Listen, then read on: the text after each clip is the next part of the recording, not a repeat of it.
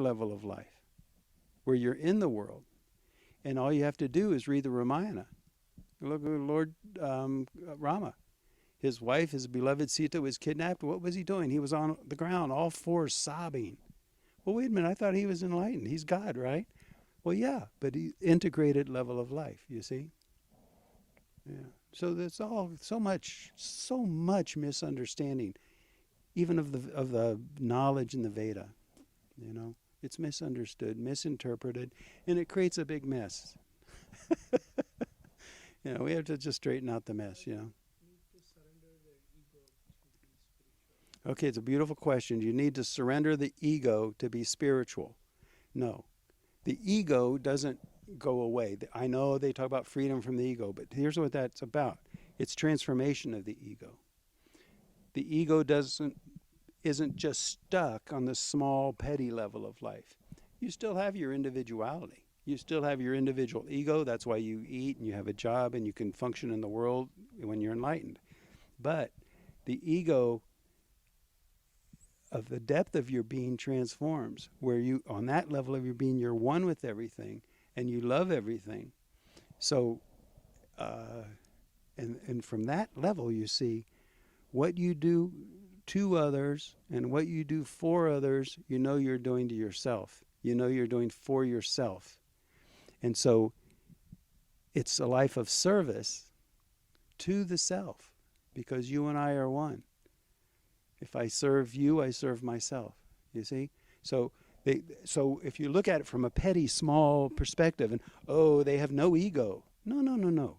They have a huge ego. It includes the whole universe. It includes all people. It includes all humanity. What does ego mean? Sense of self.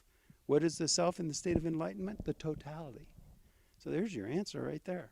It's not dissolution of the ego. It's integration of the individual personified ego, personality self-ego, superficial ego, with the transcendental ego. Integration of life, you see. It's a beautiful question, you know. Really beautiful. Important. Very important, you know. So how does one make decisions in their life? What really makes... Another beautiful question. How do people make decisions in their life? It depends on the level of their life that they're living. If you're all caught up in the small ego, the petty self, people who watch Star Trek, I tell them it's like Ferengi consciousness, you know, they're all about money and small things, you know. Then that's how they make their decisions. But it's all karmic. It's all based on the karma of the indoctrination of the mind, the chitta that Maharishi Patanjali talked about, the programming of the mind to think in small ways.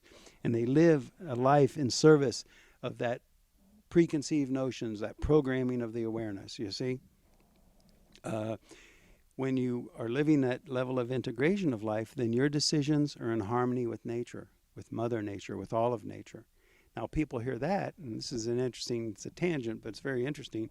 They hear that and they say, oh, well, that means if there was a room full of enlightened people, they'd all agree on everything. And that's not true. Because though there are many different waves on the surface of the ocean, and though they're all connected to the same one thing, they're all chopping and churning in their own directions. So people will still have their opinions, but still then they'll be connected and unified at the depth of their being. You're saying like that. So some people in enlightenment may prefer coffee ice cream. Other people in enlightenment may prefer vanilla ice cream. And it's fine, but they can both still be enlightened. Different decisions. Yeah. So you decided to give up your social status or your own personal state and to invested in all this.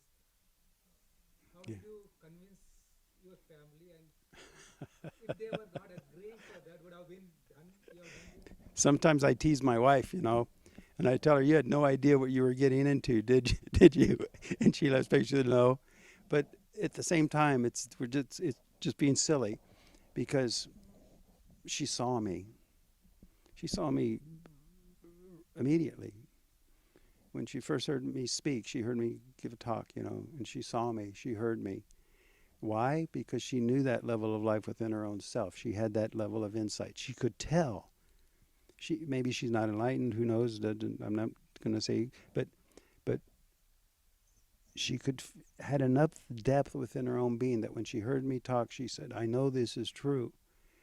And when you know that's true, when you know that level of life is true and you know it from within your own self, you're dedicated to it. So there was no problem. You could say I led and she followed because, I'm the one that created Mount Soma and all this. At the same time, we were in step because we both knew that, and we knew that's what life is about. We knew that was so important to life. And so there was no me dragging her behind me. We walked in step, like that. So if someone comes to you and says, I'm interested, but my family, not even spouse, like let us say they are not married, their parents, for example, somebody did medicine, instead of practicing, you want to get into this, his parents will obviously say no. So what do you tell that person? Well, you can say different things, and they have to hear all those different things. Number one, the one thing you have to remain dedicated to in your life is yourself. You can't betray yourself. At the same time, and this is a beautiful thing about what a family is, because you're connected with your family. Your family is a part of yourself. And so you need to have a healthy relationship with that. You can't. I remember once my daughter, I forget my daughter, she's a teenager, she was having some conflict or something. And I said something like, I believe in you, I love you, something like that. And she said, oh, well, yeah, sure you do, because you're my dad. And I said, no. I said, it's not like that. It's much deeper. We're connected. There's a connection there that you cannot sever. And if you hold that connection and revere that connection, it feeds your life. You see? And so all these things need to be considered when you decide the direction you go with your life. Who knows, could have been a big part of why my teacher told me go with it and then branch away when I asked him what to do, because it would have devastated my parents. They were upset enough after I made money and I did this. I had a business. My father called it a printing press. I was making a lot of money. And so they were kind of shocked when I left. But see, at some point I knew I had to.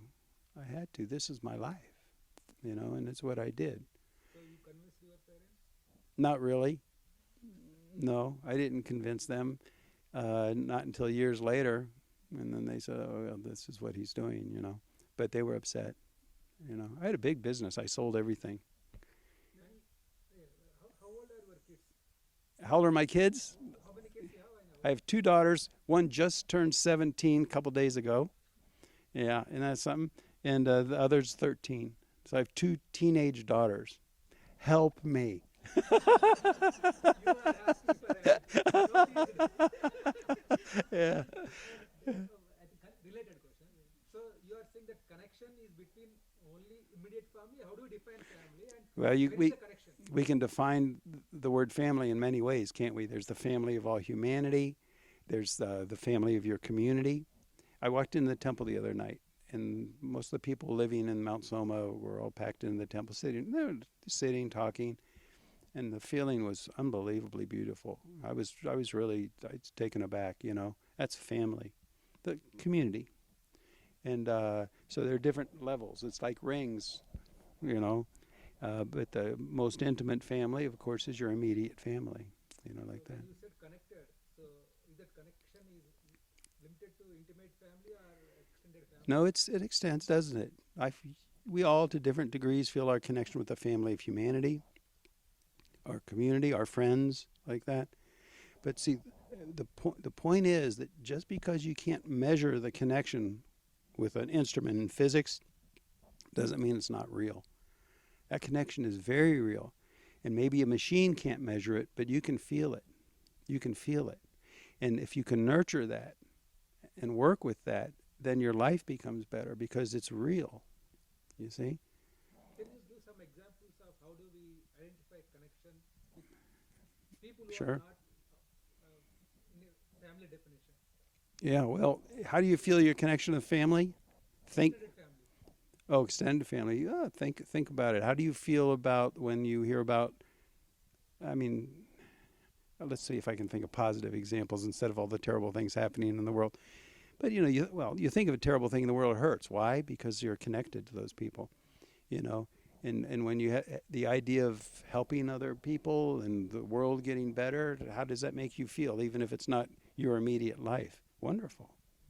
So there's the connection right there.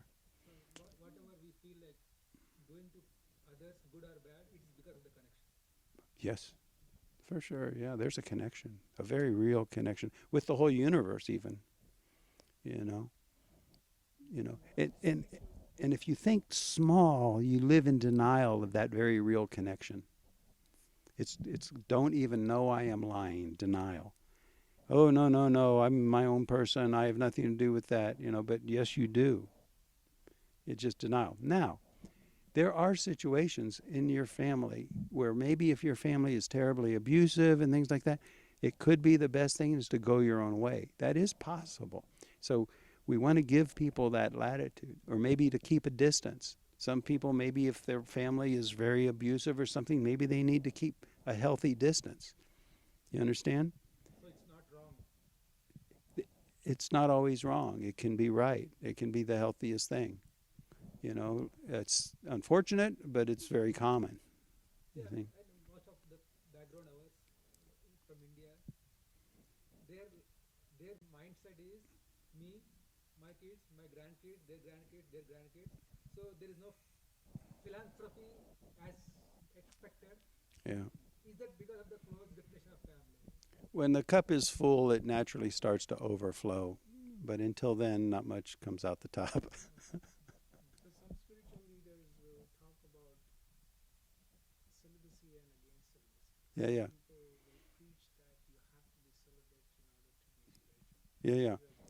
Well, celibacy can be a good thing for everyone because it conserves, just in Ayurveda, it conserves an essential fluid. And if that fluid isn't dispersed, it feeds the physiology on a very deep level. So there is a value to that. At the same time, there has to be an honoring of your own nature. And if you suppress your own nature, suppress your own nature, suppress your own nature, all in the name of God, all in the name of God, you don't end up enlightened, you end up insane. So there's a naturalness to life, you see. It's good to know that conserving your fluids and things like that, having all your awareness go upward like that is evolutionary. It's a good thing. But we don't just, the word extrapolate. We don't just take that out to infinity and just blindly do that. And that's why, by the way, in the Catholic, where the people were, the priests, they tell me you have to be celibate. Well, what if it's not their nature? And they suppress and they suppress and they suppress, and then it comes out in a very unnatural and very horrible and unhealthy way. So there are some people that are, by their own nature, to live a life of celibacy. But most people are householders. They're not to live a life of celibacy. Perhaps they can do it for a period of time to nourish their physiology and get healthy. And it's also a good idea not to just completely waste the seed, but we have to come to terms with our own true nature and live a life in accord with that. It's important to know that some people are naturally celibate, most people are not.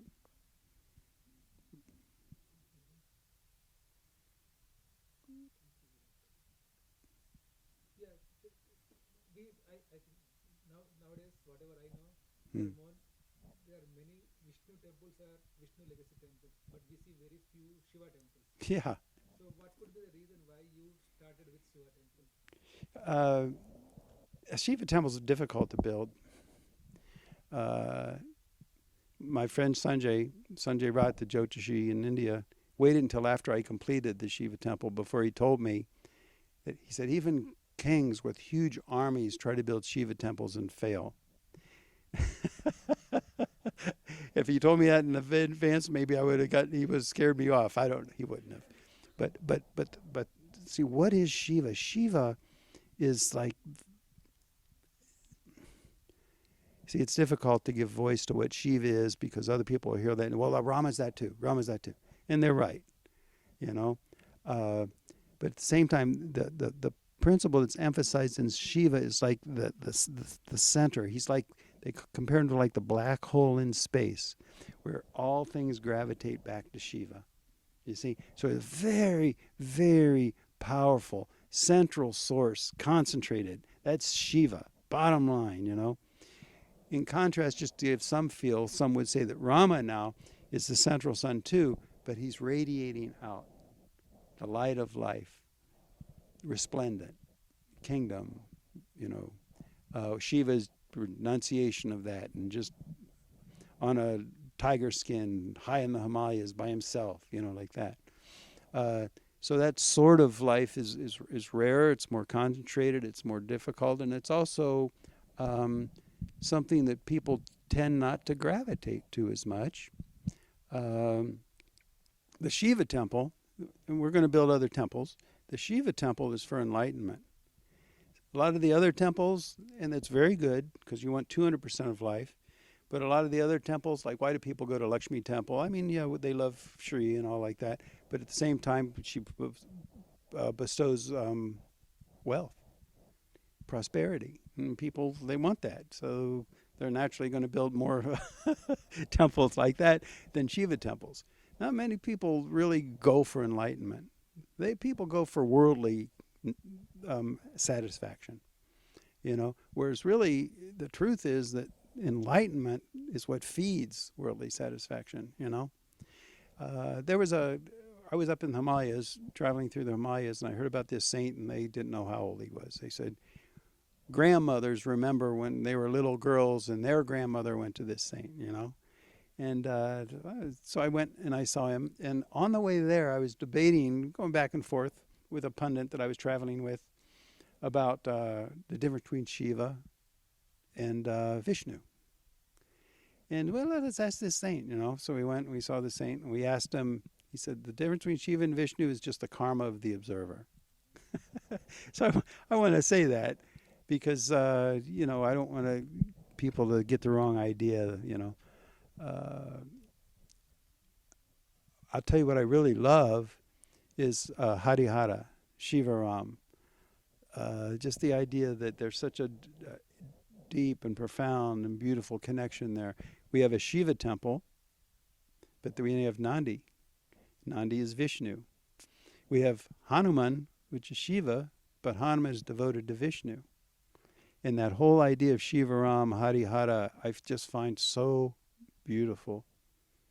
And it's such a profound quality deep within the transcendental value of life, you know. So So I believe you're building these temples according to Vastu Shastra. everything, very strict Vastu. I don't have knowledge of Vastu, only superficial knowledge of Vastu. In the depth of my being, though, I know it's true. And so that's, the Vedic knowledge is vast.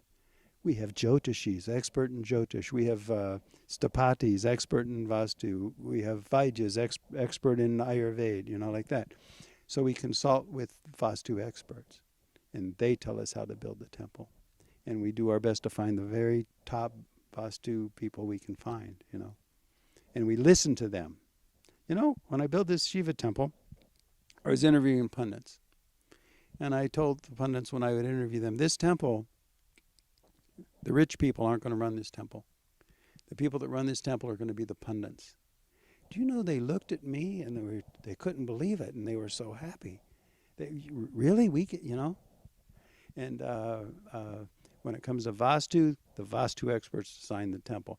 When it comes to how to run the temple and do the havans and the pujas, the pundits, you know, like that. So we consult with the experts, and we respect the fact that the knowledge, the Vedic knowledge, is vast.